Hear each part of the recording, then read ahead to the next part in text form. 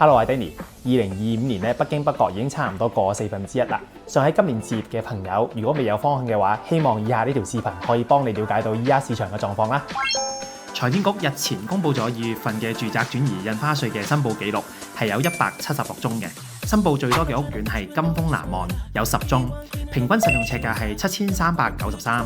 金峰南岸作為全澳最大型嘅屋苑之一，享有極高綠化園林會所，一直都深受中意寧靜環境嘅買家青睞嘅。咁第2名最多嘅咧就係海上居，申報咗7宗嘅，平均實用尺價係9025。佢作為東方明珠區中高端嘅屋苑，近期都有唔少筍盤放出嚟啊，成交嘅數據梗係直線上升啦。第3名係位於氹仔嘅豪尚，申報咗5宗，平均實用尺價係11388。豪尚無論喺地段、景觀、環境都係一流嘅，唔少有實力嘅換樓客都將佢視為首選。